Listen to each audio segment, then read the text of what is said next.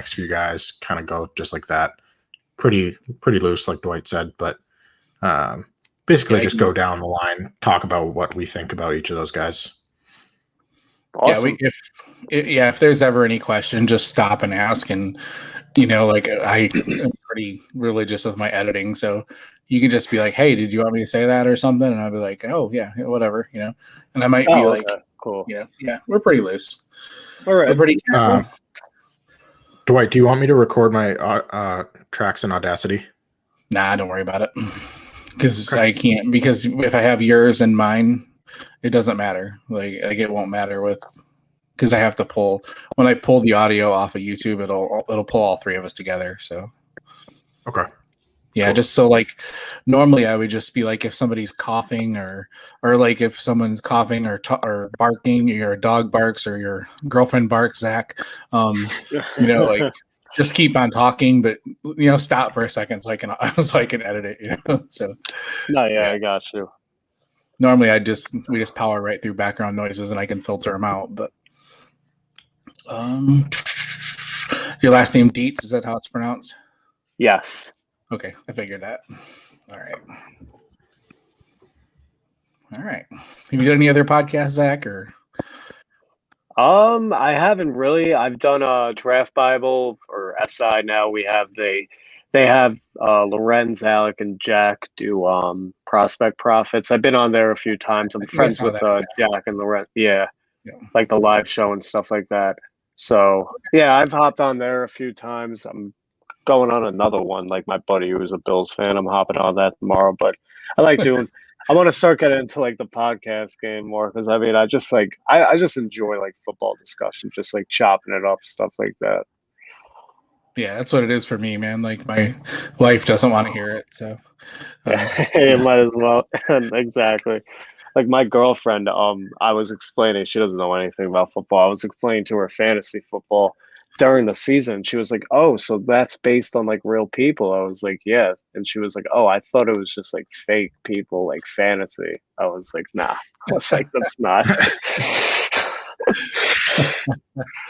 We were doing our hometown draft at Hooters one year, and the waitress asked us what fantasy football was, and I told her it was we draft players and we set up cardboard pictures of them in the yard, and then we like move them around like chess pieces, and she's like, "Really?" Like, yes, that's what it is. That would kind of actually be more fun. Anyways, we're going to talk about that. All right, guys. Ready to get this thing rolling, Joseph? Yeah, I don't have Audacity going, so I'm good to go. All right, you ready, Zach? Yep. All right, guys, welcome in. This is Devy Manual, episode 39, where we talk about the fantasy football landscape, anywhere from college football to NFL draft to even the Hall of Fame. But right now we're focusing on the NFL draft, obviously, with the Senior Bowl going on this week and everybody, getting their hypes up over all these rookies that are incoming rookies. So this is what we're going to talk about, Senior Bowl, and then we're going to go over the 2021 rookie running back class. First up, I want to introduce my co-host, Mr. Joseph Nemore. How you doing, Joseph? I'm good, Dwight. How about you? I'm doing good, man. Doing good. Just trying to stay sane, man. Heading to Key West next week, so I'm excited about that. So awesome. Get out of this cold weather for a couple days. This week we have a special guest. This guy is one of the draft analysts over at the NFL Draft Bible and SI. So I want to welcome in Mr. Zach Dietz. How you doing, Zach? How you guys doing today? It's a pleasure to be on. Yeah, Zach was gracious enough to fill in for us last minute. So we had another guy lined up, but he had to bow out because he said he didn't get any sleep this week, are we supposed to sleep this week? I didn't know that. Like, I'm not getting much sleep. So I don't know, but that's my normal week, I guess. So, all right. And the reason he didn't get any sleep is the Senior Bowl, because right now everything's going on. Everything's heading on. Everything's happening this week. So we're going to just kind of bounce around a little bit, round table, things that we see that we've liked so far, things that we haven't liked, talk about some of the hype guys that are getting just crazy amounts of hype. So first up, Zach, I'm going to give you the first shot at this one, Zach. Who do you think has been impressed so far or impressive thus far? Well, I'm sure we all know the Senior Bowl is a great opportunity for, prospects, maybe not the most notarized ones to get a lot of publicity, put their skills to the test against some really good competition. The Senior Bowl has done a great job of bringing in elite talent the past few years. And a guy who's gotten a lot of hype of recent, and he's been excellent at the Senior Bowl, has been Dwayne Eskridge. I believe that's how it's pronounced. Dwayne Eskridge from Central Michigan. Western Michigan. He undersized guy. He's projected to run in the 4.3s, and just the way he's been performing this week, guys. Like I don't like making comparisons like this, but it's eerily similar to what Terry McLaurin did 2 years ago, where McLaurin came into the Senior Bowl with very little production at Ohio State, and all the one-on-ones, all the drills, even the game, I think, like he was clearly the best player on the field. And that is what Eskridge has done. He has just been cooking defensive backs. He's showcasing that speed. He's got that great route running ability. And I really think he's played himself in to being at least a round 2 pick. I wouldn't be surprised if he goes top 50. We know how much NFL teams value speed. So Eskridge is definitely a big winner for me this week. Joseph, what about you? Eskridge, I mean, from everything I've seen on Twitter, and that's really the only Senior Bowl content that I've been able to consume, he looks impressive. I know he's a little bit undersized, and I think he's 24. He'll be 24 and a half by week 1, so he's on the older side. That's a 50-year senior. He played some cornerback in college, but everything we've seen so far in the clips that have surfaced from the Senior Bowl, he looks really good. Very shifty. He's elusive. He uses good play strength to separate, like at the top of his breaks, and create some space for himself, whether he's kind of coming back on an in-breaking route or if he's trying to run a deep post or something like that. I've seen him look good on a number of different routes. It looks like he has a diverse route tree from the few clips I've seen, and he looks impressive. I don't really know a whole lot about him other than that. Dwight, I know you've done a little bit more analysis or at least some film study on him. Do you have any other thoughts? Right. Yeah, this hype is crazy. I mean, it really is. He is a very electric player. There are some concerns. I don't think the size is as much of a concern. I mean, 5'9", 190 is not, like a string bean. Terrible, but he's a little bit smaller cat. But I like the tenacity of which he plays with. Like we've mentioned all these other attributes that he's showing this week. The boy, I mean, if he gets jammed to the line, he's gone. Like he is so quick at shuffling his, the jumping out of his lateral agility is ridiculous. And he cuts within the routes, without losing any sort of speed. So it's obviously the speed is there. But and like I mentioned, the tenacity, he blocks. I love watching him block. I noticed that a lot in the games he played. I did notice quite a few drops, like over the, not like a ton, nobody, but balls that I thought he should have caught. So this week has bought him a lot of hype. But in this class, I'm still not going to move him up into my top 12. And I think round 1, round 2 is a little ambitious. I think some NFL team will probably do maybe second. I think he's more of a 3rd round type guy, but he's obviously made himself a lot of money this week. And I don't know, I went back and forth a little with Jared Wackerly this morning on Twitter that, these one-on-one routes they're there for the wide receivers. I mean, they're not going to get jammed like that in the NFL. The corners are a couple yards off, they get a little bit of, so these are, you see all these highlights, all these guys just toasting cornerbacks. And, these guys are all not going to do that in the NFL. Come on. I'm not taking anything away from what Eskridge did. He does look amazing. And if you watch his tape, he is crazy, crazy quick. He's got kickoff returns for touchdowns. I mean, he is so smart. Like, just there's a lot to like about his game. The age, the size, is a little bit of a concern. And then also the, obviously the level of competition he faced. So, yeah, just to touch on that real quick, though. Before the Senior Bowl, I had watched one game of his just to get an idea of what he played like, and I comped him to Steven Sims. He's probably going to get draft capital that Steven Sims didn't, but he seems like a shifty player that can run a few different routes. Sims was an electric kick and punt returner at Kansas that kind of beat up on lesser competition. I view Eskridge in a similar mold, probably with better draft capital. I think he can play a complementary role at the next level. I don't really see him as much more than that, but I guess we'll see. I know Van Jefferson got similar types of hype last year at the Senior Bowl, where he was just consistently dominating one-on-ones, similar to how Eskridge is now. I know those aren't the same type of player, but just interesting to see what Senior Bowl hype can do to a player's stock.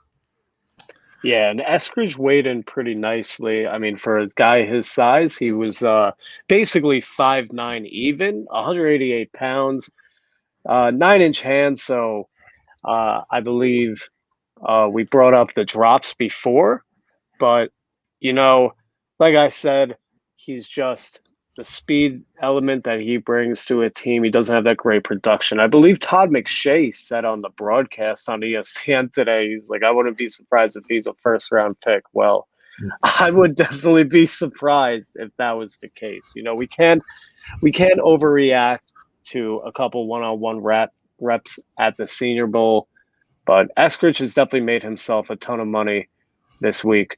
So, yep. Those mainstream guys, the ESPN, the SI, stuff like. Yeah, I'm kidding. Mainstreamers. I'm kidding, Zach. I think Joseph about spit on that. I can't believe you said that. Yeah, I have bad dad jokes. I always have bad dad jokes. So. All right, Joseph, is there anybody else you saw last couple days, or anybody that you caught some of the clips of that you were really impressed with? We don't need to spend a lot of time on any of them, but I've seen some positive news about Mac Jones, Amari Rogers, Nico Collins here and there, and a handful of other guys. I mean, like you said, these one-on-ones are designed to make the wide receivers look good. So I'm really just concerned if players don't look good. I think everyone has won on a number of routes. The releases is something I like to watch against press. But really, what I'm looking for in these one-on-ones is the ability to win every single one, similar to what Eskridge is doing, or if they're losing somewhat consistently. That's a major red flag for me. But outside of that, I don't really put too much stock into them.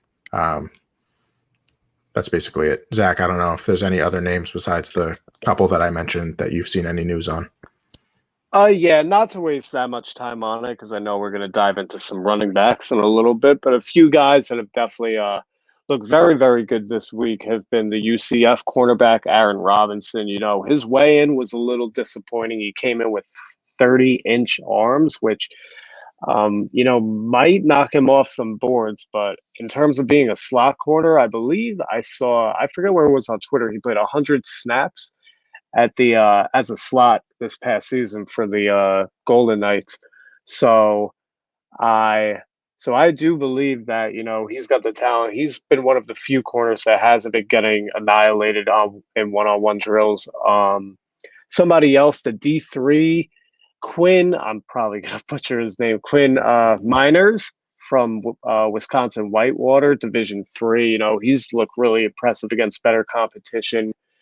Just to name a few guys that from the limited tape that I viewed that have been kind of disappointing have been, I would probably say, Alex Leatherwood.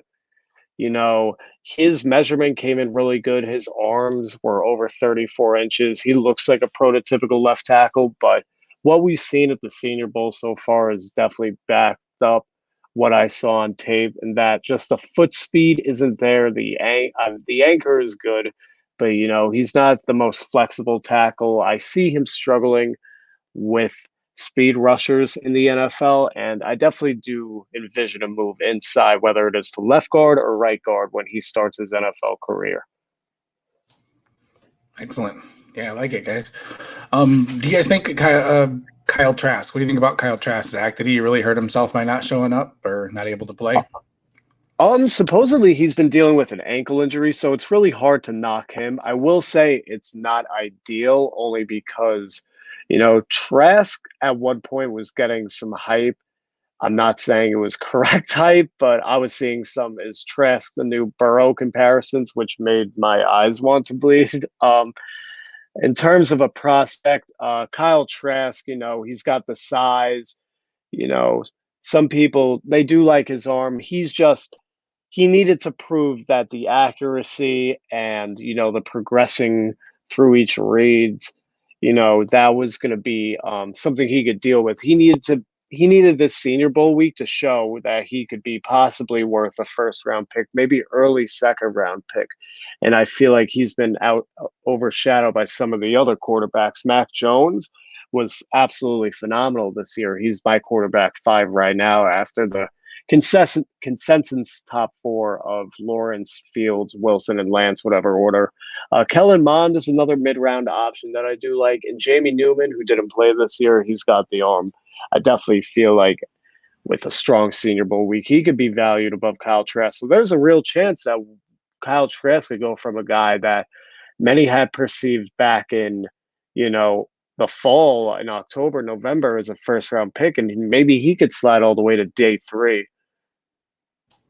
Right, totally agree, man. Yeah, he needed a good showing this week. Would have definitely helped. Newman looked pretty good yesterday, and I heard he had 2 interceptions today to close practice. So that's not great, not ideal. And then on our notes, we have the Devontae Smith not weighing in. I don't have any issue with that. I think we all know how much he's going to weigh. I mean, he's 170. I mean, that's what he is. Yeah. I don't think anything would have changed anything differently by him measuring in. So, yeah. I don't either. My concern is that people seem to be double counting it. I don't know if it was Bucky Brooks or someone at a major outlet mentioning how he was concerned how Devontae Smith isn't going to weigh in until the Alabama Pro Day. Like, if you've watched Devontae Smith, he looks like a string bean, and it doesn't matter when it comes to how he plays. So the only reason I wanted to bring it up is because I want to make sure that people don't double count it or use it as a major negative when he does finally weigh in and you see that he's 175 soaking wet, because you already know that. And that's really one of the only big concerns about his game is his weight. So I think most people that are kind of tuned into how this process works every year know how measurements and measurables tend to inflate or deflate players' stock. I just want to make sure that Smith stays where he belongs after he weighs in. I will say the thing with Devontae Smith, I'm sorry to cut you off, Damian, but the thing with Devontae Smith, as Joseph said, we all know he's light. I've heard from some people that the thing with Smith is that he has been consistently weighing in around that 162 to 164 pound mark, and he's failing to surpass that. Now, I don't have that that this is just stuff that I've been hearing. That is very concerning. And I do agree with what Joseph said. Like, you watch the tape of Devontae Smith, he looks like a superstar, and he is going to have a first round grade for me on my board. But it would be foolish for me or any person who follows the draft to not be honest with themselves and realize you're betting on a massive, massive outlier. And I don't care what his stat line, I don't care what Heisman or whatever trophy he won.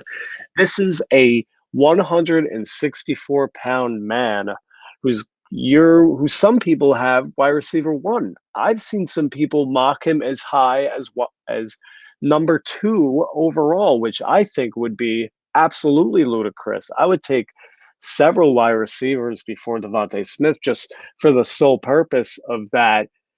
I trust their projection more to the NFL. And it's not even just that I think he's worse, which I do. I believe I have Smith as wide receiver 3 or 4 right now. It's kind of tight between him and Rashad Bateman, but Jamar Chase was phenomenal in LSU. I don't care that he missed a year.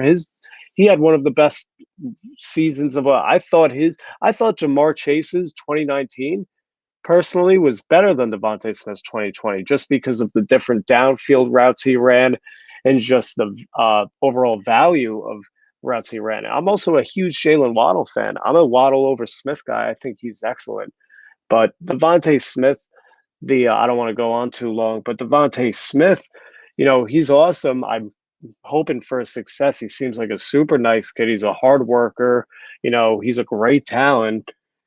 But I think we just, as I said, we need to realize that he's not some slam dunk wide receiver one, start day one. He's going to put up like 1,500 yards in the NFL. I don't think it's responsible to feel that way. Right. Very good, man. All right. Let's dive into these running backs. We'll talk about a couple of them during the what they've done. A couple of them have already showed some pretty good stuff in the Senior Bowl practices. So we'll dive right in. Let me get my list here. Sorry, I kind of switched sheets here on myself. All right. We all have Najee Harris as running back number 1.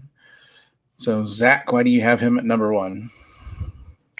Just the overall skill set, man. I mean, I watched Najee Harris over the summer. I've watched all his games from this year, and he reminds me of a quicker early career Le'Veon Bell. I mean, if he would have came out last year, he would have been like probably a third, maybe a second, but probably like a third, maybe even fourth round pick.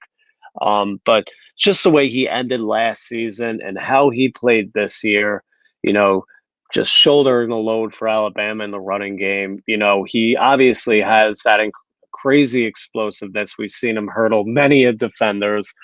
His vision has gotten so much better, and he's become a true receiving threat out of the backfield. This isn't just he's not Derrick Henry. It's lazy to compare him to Derrick Henry because they're big, strong Alabama running backs. This guy can provide you value in the passing game.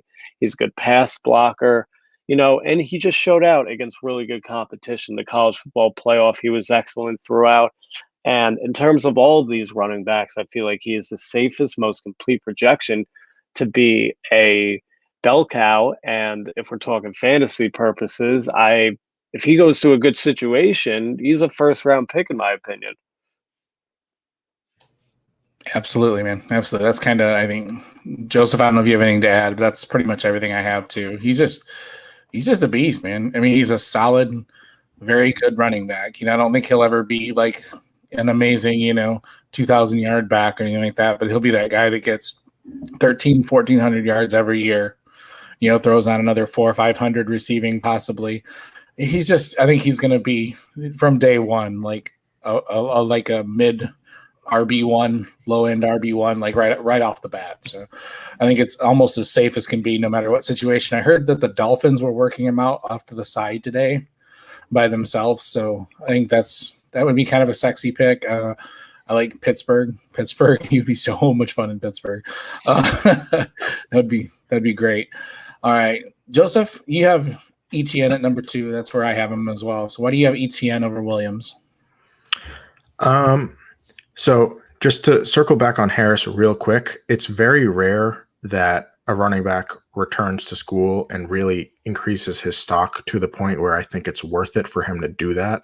But Harris, I think, made himself a lot of money. I think he improved in pretty much every area.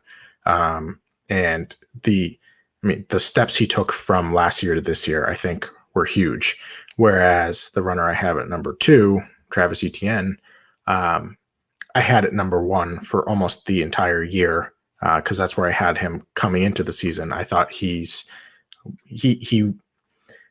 I think Harris is a more prototypical number 1 running back, but based on everything I'd seen from Travis Etienne over the first few years of his career, he's a home run threat with good speed, but absolutely elite acceleration and top end contact balance.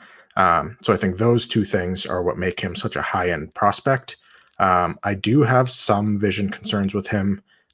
Really what keeps him at number 2 for me in such a weak class is he's probably going to get first round draft capital. First round running backs are something I will always chase in fantasy.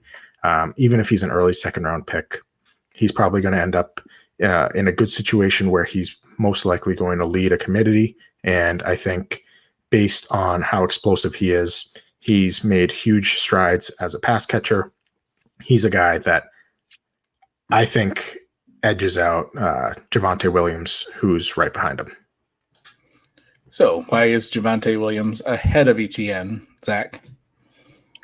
I just watched Devontae Williams, and obviously he was a guy along with Michael Carter, who is my running back 4 currently. He's a guy who kind of came out of nowhere, and it only takes a few plays of watching Devontae Williams in 2020 to see the vision for a guy his size. I believe he's listed 5'11", 220 pounds, and he's not a slow guy.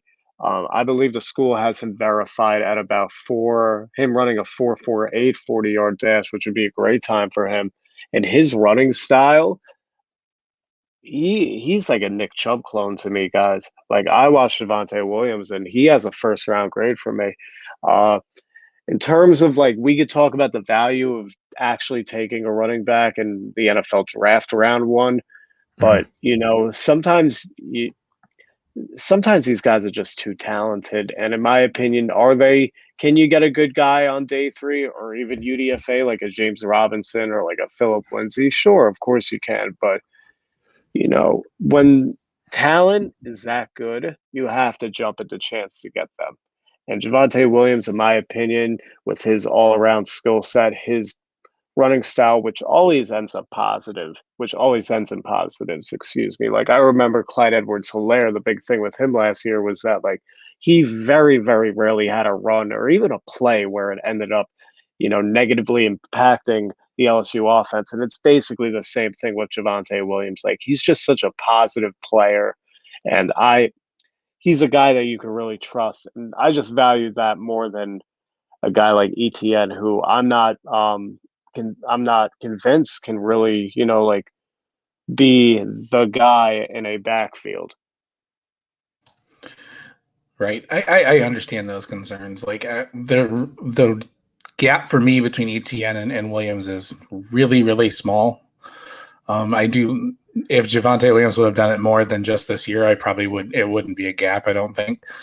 But some of the things I've noticed recently that people have pointed out about ETN is that he just goes north and south. And the more I watch him, that is true. Like, he does not have a lot of lateral agility, but he always, when he goes north and south, he makes good decisions. And like Joseph said, that elite acceleration is just, maybe there's a part of me that still has ETN number 2 because I'm stubborn. Because I had him at number 1 for so long, for several years. I felt like, as that class of last year, I thought, like Joseph said, I thought he lost a lot of money by coming back. Maybe, who knows? I mean, it's going to be interesting to see how these 3 shake out. So, yeah, and to me, the one thing I wanted to see Javonte do to earn the running back 2 spot in this class was dominate Notre Dame. Notre Dame is one of the best defenses in the country. It was one of his real tests against strong competition to prove that he was an elite back in this class. And he kind of floundered in that game, and his teammate Michael Carter looked a lot better. Michael Carter doesn't have the size or the power that Javonte Williams does. Williams is more likely to end up as a bell cow at the next level, which is what we're always chasing. So that's why I have Williams at 3. But to me, I have some concerns about his game. I think it was Noah Hills on Twitter that comped Javonte Williams to Jay Ajayi, and I love it. Ajayi was one of my favorites back in the 2015 class, I want to say. As we know, the thing that dropped Ajayi to the 5th round in the draft was his degenerative knee condition, which is ultimately what ended up kicking him out of the league. So Ajayi was a violent runner. I see the same violence in Javonte. I think they're both capable pass catchers, although not necessarily threats. And I think they can handle the load. So depending on draft capital, Williams is definitely the end of the tier of the top 2 or top 3 runners, however you have them. Interesting. All right. Yeah. Now it gets dicey.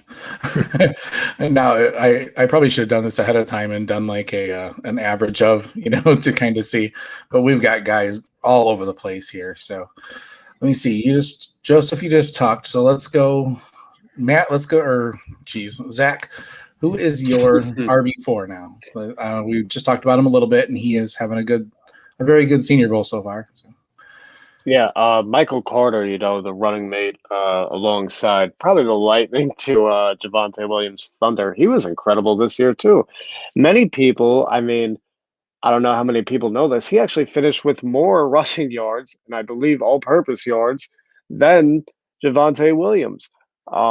Michael Carter, he's a little smaller. He's listed at 5'8", 199. I wish I had the Senior Bowl measurements in front of me right now, but I have him actually. Michael Carter measured in at 5'8", 202, which is a good weight for him. I don't know if we care about wingspan, arm, or hand, but yeah, 202 pounds. Yeah. Okay. So yeah, I mean, like basically what UNC listed him off at.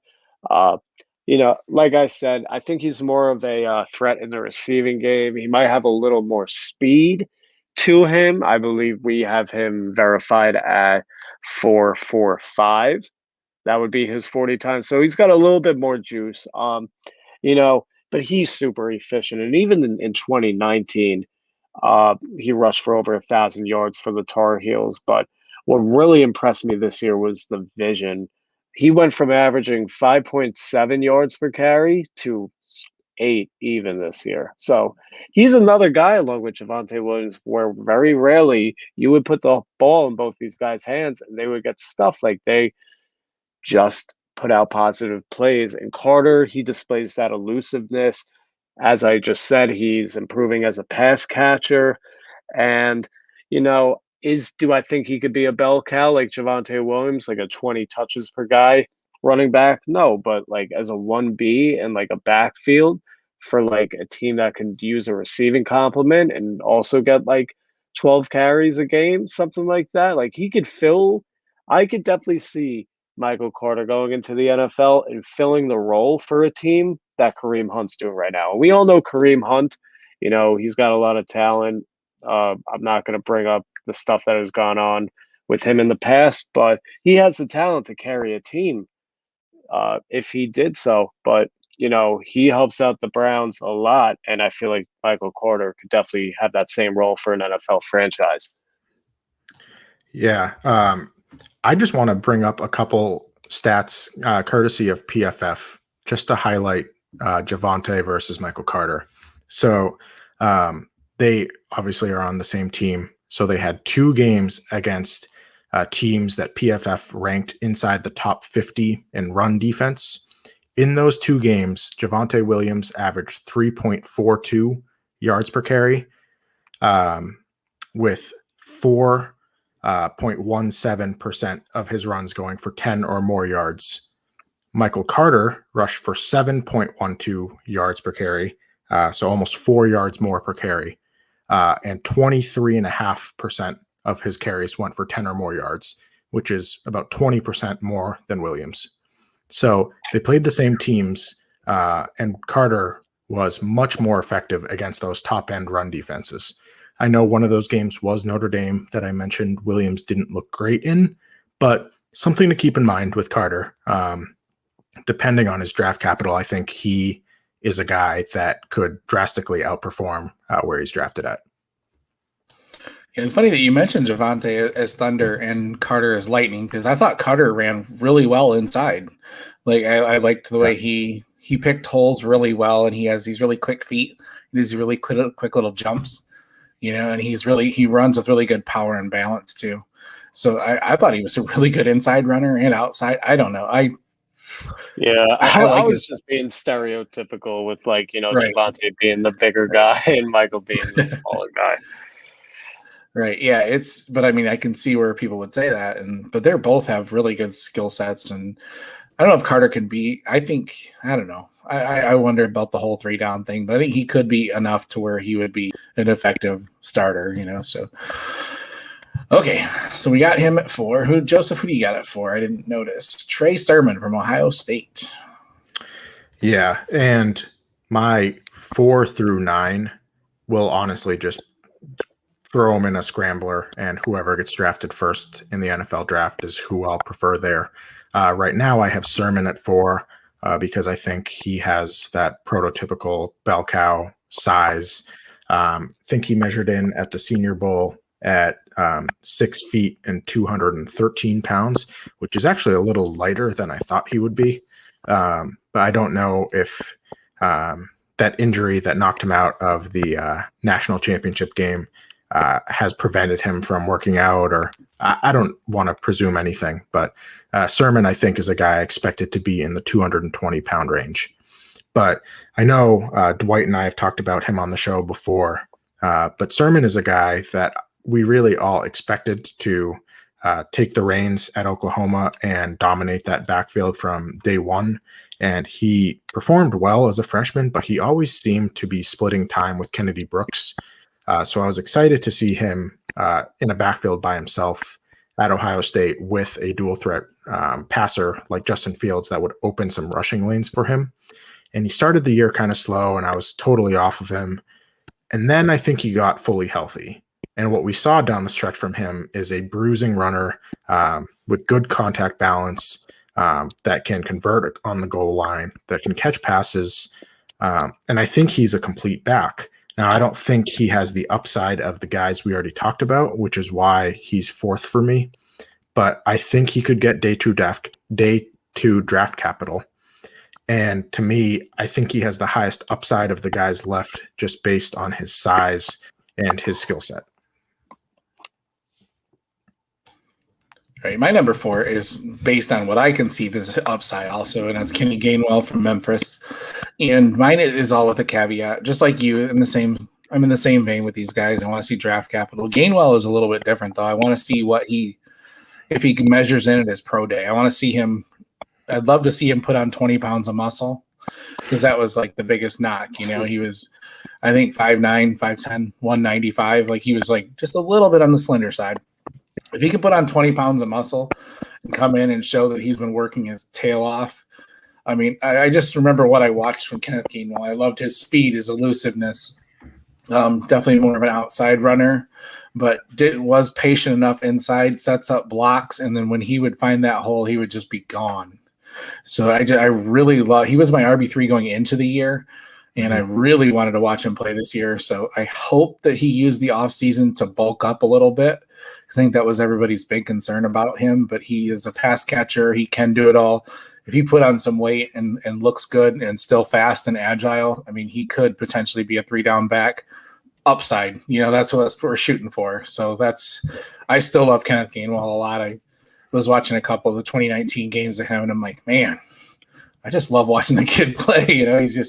He's really, really electric. Both of you have him at 6. So Zach, why do you have Gainwell down at 6? I have him down at 6. The way my board is constructed, I kind of have Harris and Williams. Those are two guys who I currently have first-round grades on, just talent-wise. Then I have a cluster, ETN, Carter, Sermon, Gainwell, and Virginia Tech's Khalil Herbert in that day 2 range. And then everybody else I have a day 3 grade on. But, Kenny Gainwell, very good, insane production in 2019. As you brought up, he's not that big of a guy, and that kind of worried me on tape. His contact balance, in my opinion, off of 2019 tape, it was a little concerning. This isn't a guy who's like a Darren Sproles that would get pushed around a little bit and he'll just bounce, pop back up and keep running. I worry about his core strength, his ability to run through contact. There is a possibility, in my opinion, that he could just be like a nice little like Theo Riddick kind of player, like just a receiving back in the NFL. But he does have very good vision. He's a smart player. He's able to find the hole.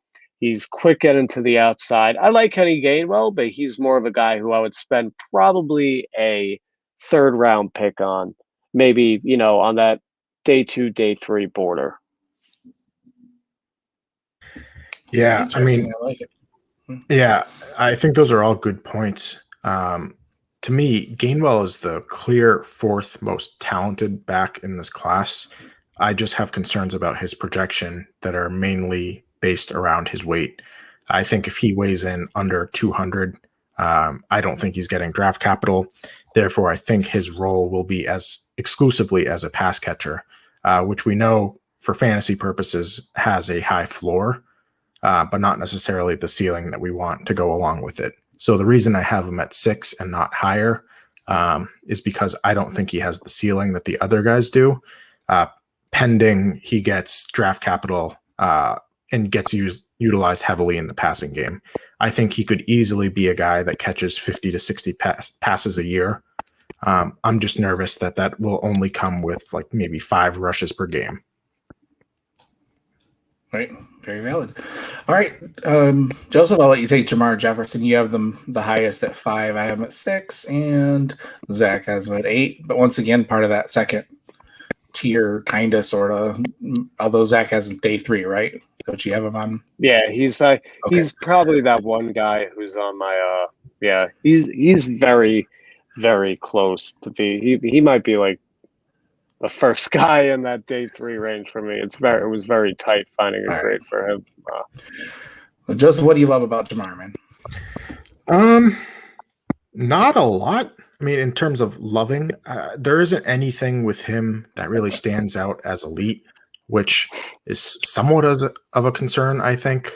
But I think he does everything well, and I think he's more likely to get a workhorse type role than someone like Gainwell. Now, after the draft, if he ends up in a committee and Gainwell is like the clear pass catching running back in a committee, I'll probably prioritize Gainwell knowing the floor. But Jefferson is a guy that was highly thought of in Devy circles after his freshman season. And then he got hurt last year. Artavis Pierce stepped up. They kind of shared the load. And then Jefferson was basically forgotten coming into this year, but I think he's looked very promising. He's on a horrible team in the Pac-12. Everyone knows that he's basically the only player on that team that they need to stop, and haven't really been able to do a very good job of it. He had a couple 200-yard rushing games in their abbreviated season.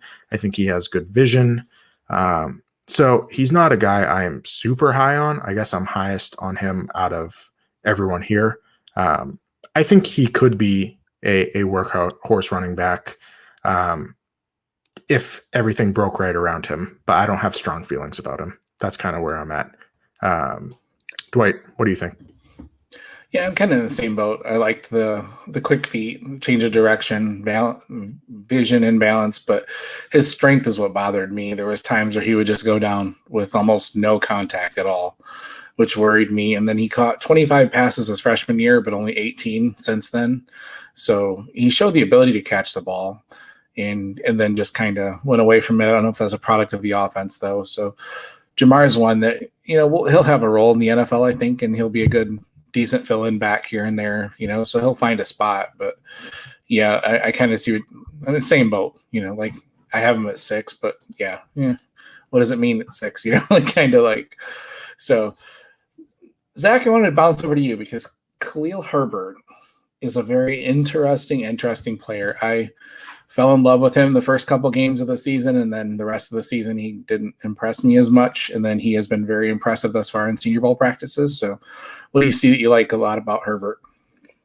I am definitely buying Khalil Herbert's stock right now, guys. I have him as my running back 7 right now, and there is a chance, he might rise up a little bit. I watched some of his tape early on in the season, as you said, Dwight, and he's just a super exciting back. He has one thing I prioritize is if you guys, or as you guys can tell from the way I've been talking, is vision. And, he was just excellent. He's been excellent at Virginia Tech. He was excellent at Kansas also, just finding ways, to gain positive yardage. This year, he was super duper efficient for the Hokies.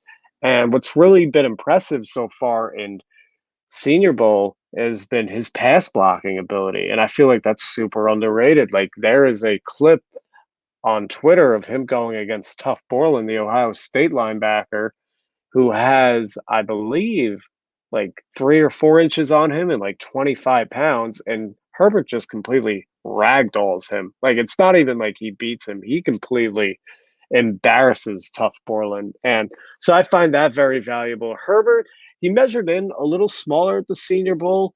He came in at 5'0" 8'7", so 5'9", 204 pounds. Not as big as I expected, but I do think Khalil Herbert, he has a chance to be a guy in a backfield that could, really help out an NFL team sooner than later. I feel like he's one of the biggest, not just running back. He's one of my favorite sleepers in this entire draft. I like it, man. I like you brought up Tough Borland because he's probably the biggest faller in all of this. Like he's been burnt so many times, and I don't know how many clips I saw of Tough being burned, and then he got burned in the title game, and yeah, poor Tough Borland. He's not having a great week. Yeah,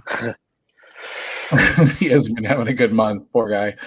So all right, we'll go down a little. We'll go down a little bit more. Maybe speed up a little bit too. We're getting close to that hour mark that we like to try to stop here. And then Chuba Hubbard's a really interesting name that I'm amazed that he's in day 3 consideration because, it's, man, Chuba. Joseph, what you got? Chuba. Why did he go back to school? I mean, honestly, he came on really the first year of him carrying the load for Oklahoma State. He had over 2,000 yards and went back, got hurt, offensive line regressed, and he just wasn't the same player this year that he was last year. In the right fit, he is an absolute home run hitter with good balance, but I mean, his vision is abysmal. So he needs to be on a team with a good offensive line that can create holes for him. Otherwise, I don't know that I'm going to be interested in him at all at the next level. But I mean, talk about world-class speed. He was in contention to make Canada's Olympic team as a track athlete. So this guy is a threat to score from anywhere on the field as long as he has a clear hole that he can see in front of him. That's it. That's it. That's kind of what I have too. You got anything else, Zach? Or yeah, I mean, like, I agree with you guys. Chuba right now is he's basically just a speed guy for me. I agree with Joseph. His vision was pretty horrific this year. And another thing that was a massive, massive turnoff for me when going back in the film 2019 and 2020 was he, out of all these guys that we talked about, easily he has the worst contact balance. Like, he reminds me a ton, not of him as a prospect, because this player was he was a first round pick, actually. Sony Michel, just the way Sony Michel's been in the NFL, where it's just like, as soon as he gets touched by a defender, he wilts down. Like Chuba Hubbard, I don't trust him between the tackles. You're really going to have to rely on probably on an outside zone scheme, him, running to the outside, relying on that speed. And he's a day 3 guy for me all the way. I mean, maybe you could coax something out of him, put him in like a speed complementary role, but I'm not a fan of Chuba. Yeah, the one thing that has me clinging to hope with him is I think he was more banged up this year than he let on. We've seen how high ankle sprains have limited some of our favorite running backs in the NFL, like Alvin Kamara, as an example from 2019, really was not the same after he got hurt. And I think Chuba had some sort of ankle injury that limited him, and the offensive line regressed. So those two things are obviously not a good combination. So I'm holding out hope that he can still be a productive back at the next level. But ultimately, I think he's going to end up being similar to a Raheem Mostert, where they're very fast, can accelerate very quickly in a straight line. But Mostert's obviously in a scheme where he's paired with the one guy that can basically make any running back look terrific based on the scheme that Shanahan and the 49ers run.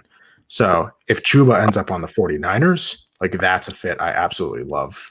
But I think he's very scheme dependent. Right, and he could end up being a screaming value in the rookie drafts too. So, just a name to keep an eye on. Other name that's getting huge buzz this week, and it's just the buzz is growing on him so bad, is Ramondre Stevenson from Oklahoma. And I love that he measured in at 227, was it? Like, it's nice to see him slim down a little bit. If he can show that same power that he had before, along with those agile feet, like, kid's got some quick feet for being 6 foot 230. He's definitely made himself some money this offseason. So, Zach, why do you hate him? He's like number 15. Come on. To be fair, he's my running back 11. I just messed with Ramondre, I watched a few games on him. Maybe I got to go back to the tape a little bit. I just watch him, and you know what? I worried about the speed a little bit. I did like his feet, as you brought up, Dwight. He did have very quick feet. He is a very good threat in the receiving game. It was just watching him. I was just like not really.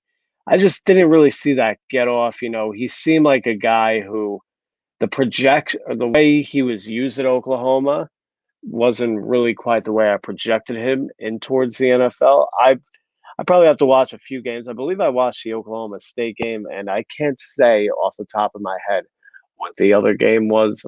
I'm sorry, I can't think of it right now. But, Stevenson, he's a guy who could rise too. I should probably watch a little bit more of him.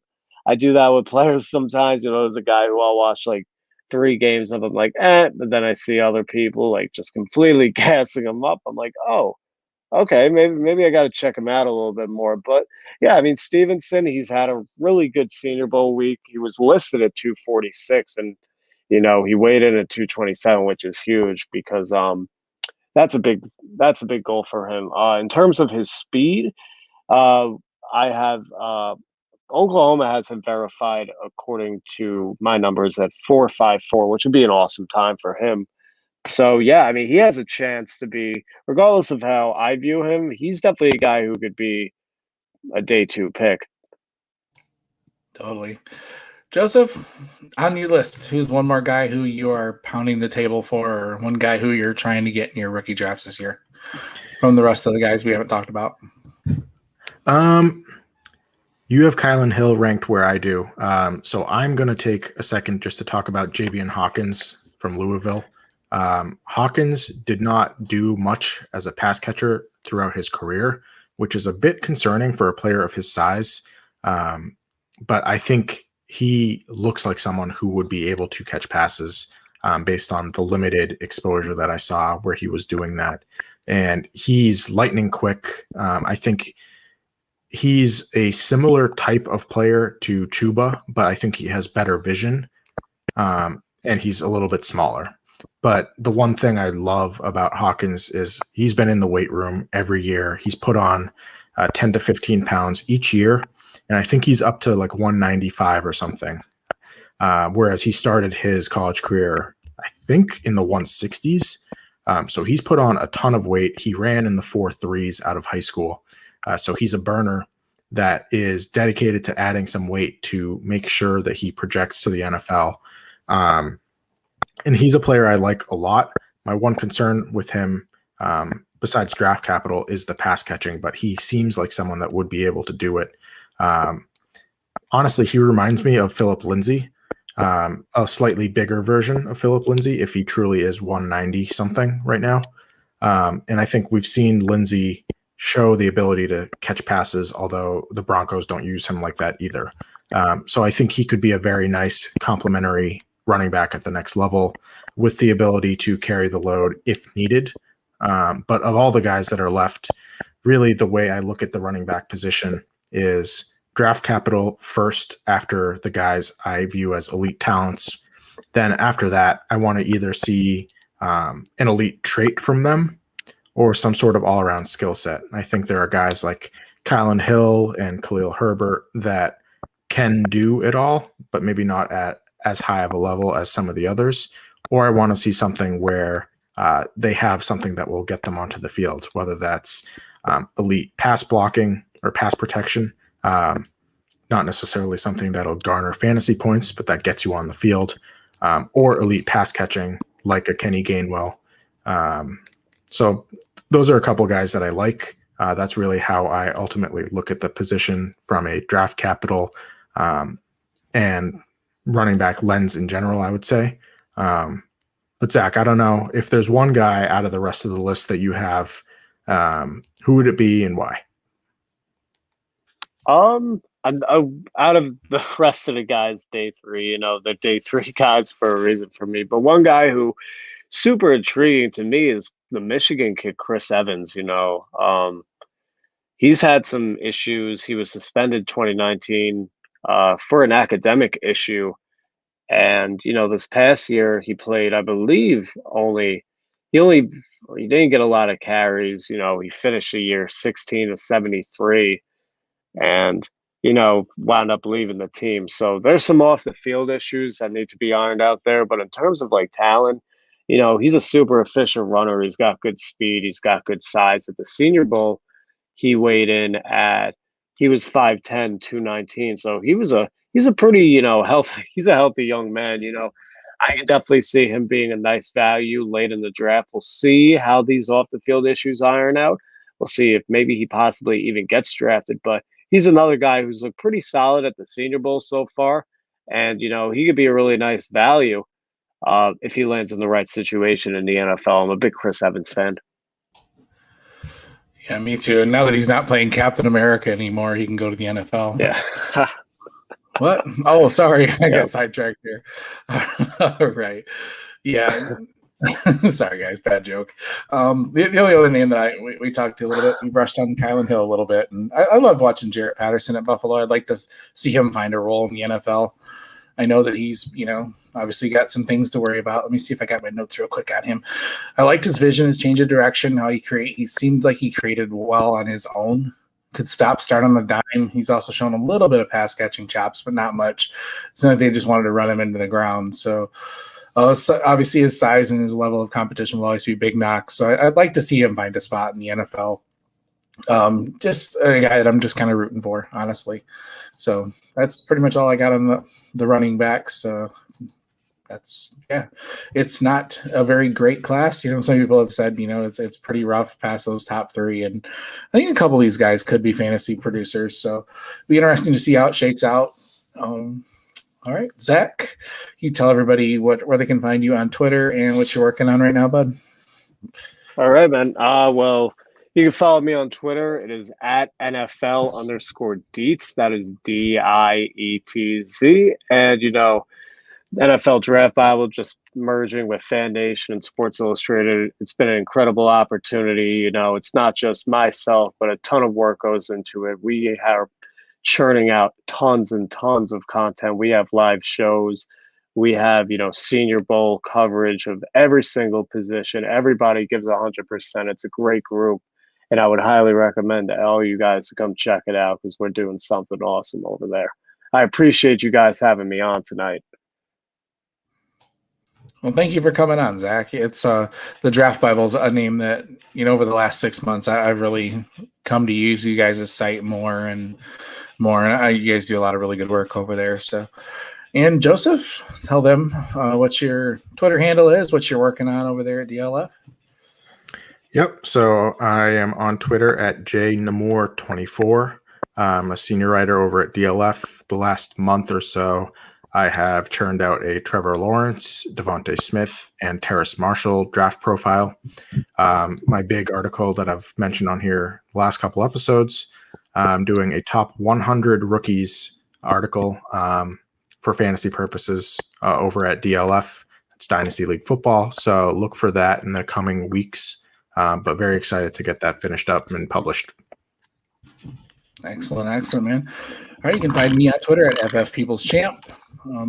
Doing some writing over the Dynasty Nerds, working in the film room.